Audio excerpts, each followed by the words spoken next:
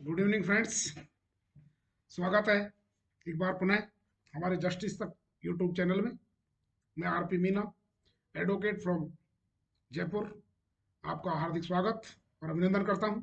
कई रोज हो गए वीडियो बनाए, कुछ लोगों की डिमांड्स आने लगी थी, विशेष रूप से हमारे प्रिय एनटीटी अभ्यर्थियों की। कोई नहीं, एनटीटी के अभ्यर्थियों के बारे में हम निश्चित रूप से एट द एंड जरूर कुछ प्रसाद स्वरूप, भेंट स्वरूप उनके लिए कुछ अच्छी खबर देंगे। आप वीडियो को पूरा देखें, लाइक करें, सब्सक्राइब करें। मित्रों, आज हमारा जो कई रोज से मन है बड़ा ही उदास और बड़ा विचलित है। क्यों? कारण क्या है? Public interest. क्या पब्लिक इंटरेस्ट? श्रद्धा मर्डर केस आप सुन ही रहे हैं न्यूज में। इन सब चीजों को लेकर के और हम सोचते हैं कि क्या इन सब चीजों को कहीं कोई संवैधानिक दर्जा है? क्या कहीं किसी कॉन्स्टिट्यूशन के आर्टिकल में कुछ ऐसा लिखा हुआ है? क्या कोई इस प्रकार का कोई अध्यादेश या सर्कुलर है कि एक वयस्क लड़का और एक वयस्क लड़की लिविंग इन रिलेशन में रहेंगे?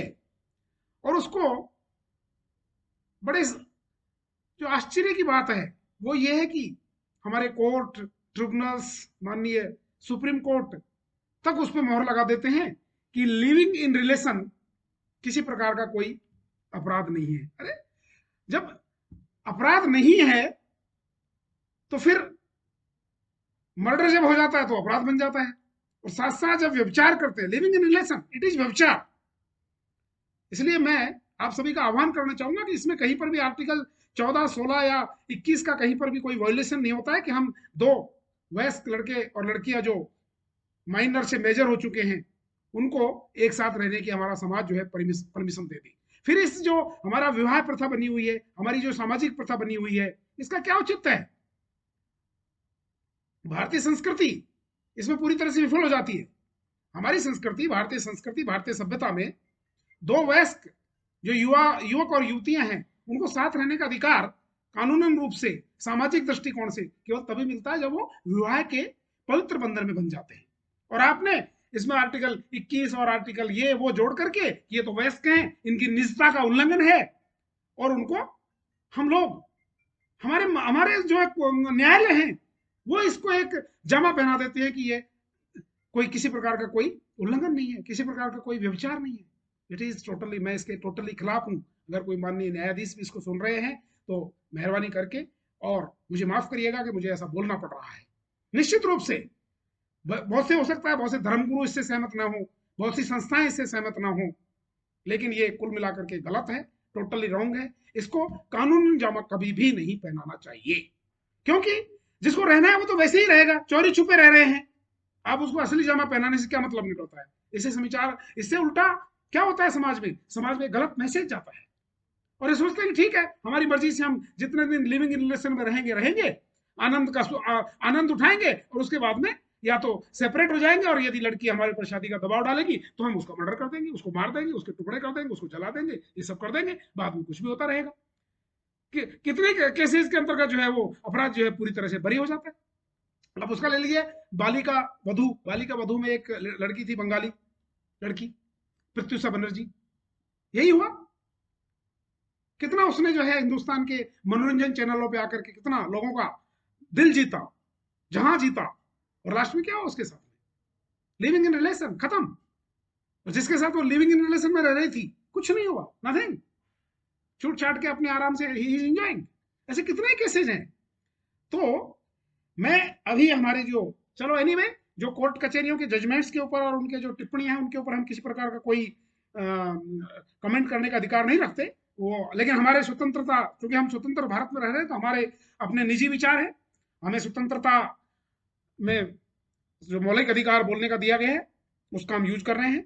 और हम किसी प्रकार का कोई न्यायालय के ऊपर टिप्पणी नहीं कर रहे हैं, या किसी संस्था विशेष के ऊपर या किसी धर्म विशेष के ऊपर कोई टिप्पणी नहीं कर रहे हैं, लेकिन हम इस चैनल के माध्यम से हमारे जो युवक और युवतियां हैं, चाहे आप हमारे विचारों से सहमत हैं या नहीं है, आप मेहरबानी करके उनके पेरेंट्स से का भी हम आह्वान करना चाहते हैं, उनके रिलेटिव्स का भी आह्वान करना चाहते हैं कि जब तक आप जो है अपने बच्चों बच्चियों को शादी के पवित्र बंधन में ना बांध दें, तब तक उनको लिविंग इन रिलेशन में रहने की किसी प्रकार की कोई इजाजत ना दें, किसी प्रकार की कोई परमिशन ना दें। उनको काउंसलिंग करें, स्टार्टिंग से ही काउंसलिंग करें। जब लड़के और लड़कियां वयस्क हो जाते हैं 12-13 साल की उम्र में, तब उनको आप जो है सेक्स के गुण दोष, लड़कियों को पीरियड्स के बारे में, लड़कों को जो है ये लोग जो गलत प्रैक्टिस करने लग जाते हैं उनके बारे में, पॉर्न फिल्म जो देखते हैं उनके बारे में, इनके बारे में आप बखूबी जो है उनको ज्ञान दें, उनको जो है व्यवहारिक शिक्षा दें, उनका मनोबल बढ़ाएं।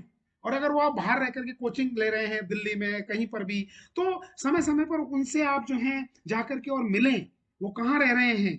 जो पीजी है लड़कियों को विशेष रूप से देखिए, सामाजिक दृष्टिकोण से भी लड़कियों को जो है पीजी, लड़कियों के पीजी में आप एडमिशन कराइए, लड़कों को आप लड़कों के पीजी में एडमिशन कराइए। जहां तक हो सके यदि दो भाई बहन है तो उनको एक साथ एडमिशन कराइए। लेकिन कहीं पर भी किसी एक अननोन आदमी फ्रेंडशिप हो गई और आपने उसको लिविंग इन रिलेशन में बांध दिया, लिविंग इन रिलेशन के बाद वो क्या करते हैं, केवल एंजॉय करते हैं, सेक्सुअल नीड्स पूरी करते हैं, नथिंग एल्स।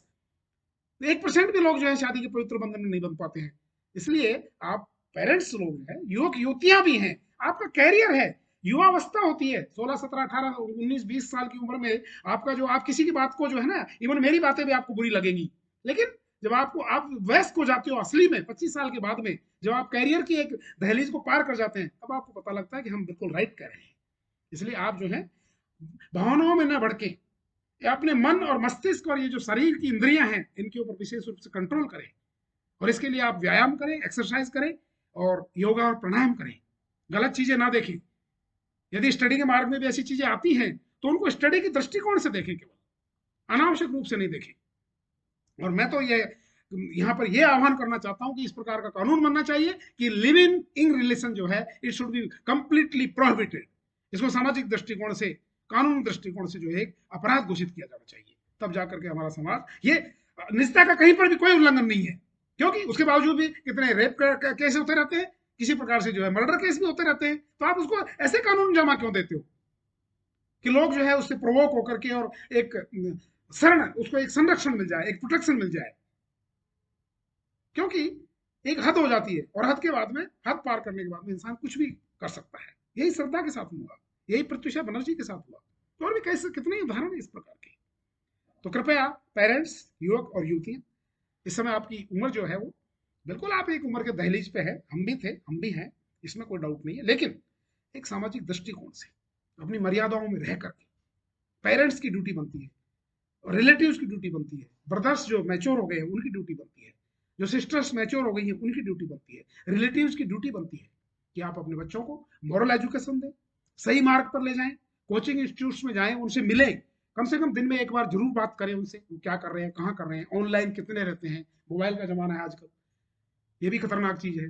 और सप्ताह में, महीने में, 15 दिन में निश्चित रूप से आप अपने बच्चों को बाहर से बुलाएं, जो कोचिंग ले रहे हैं, ट्यूशन ले रहे हैं, या आप स्वयं जाकर के वहां पर उनको देखें, उनसे मिलें, उनके साथ में वहां जाकर के और खाना खाएं, उनको पार्टी दे इवनिंग में। That is your duty. यही मैं इस चैनल के माध्यम से कहना चाहूंगा। यदि किसी को बुरा लगा हो तो इसमें कोई बुरा मानने की कोई आवश्यकता नहीं है, ये मेरे निजी विचार है और भारत का नागरिक होने के नाते मुझे ऐसा कहने का पूरा पूरा अधिकार है। That's all. मेरे प्रिय एनटीटी के अभ्यर्थी, 6 दिसंबर आपके लिए निश्चित रूप से खुशखबरी लेके आएगा और हम आर्ग्यू करेंगे। अर्जेंट हियरिंग के लिए बोलेंगे कि साहब बहुत हो चुका है, 2 साल तो वैसे ही बेचारे कैंडिडेट्स जो है वो सफर कर रहे हैं। कितने लोग इसी उम्मीद के साथ में अपना समय देख रहे हैं, क्योंकि उनकी बाकी जगह जो उम्मीदें हैं वो खत्म हो गई हैं, या तो ओवर एज हो चुके हैं या उनकी क्षमता खत्म हो चुकी है। इसलिए हम 6 दिसंबर को निश्चित रूप से पुरजोर इसका विरोध करेंगे। नीचे का जो जजमेंट है वो आपके बहुत फेवर में है, इसलिए हम उम्मीद करते हैं कि जो डीबी का फैसला आएगा वो भी it will be in your favour.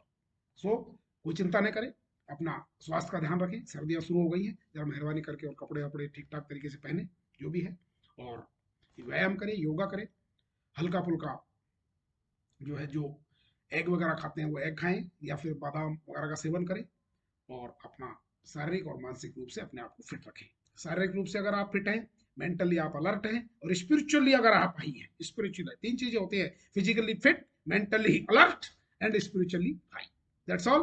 This is the life of the human being, and please share my video, like it and subscribe it. Thank you very much. See you very soon.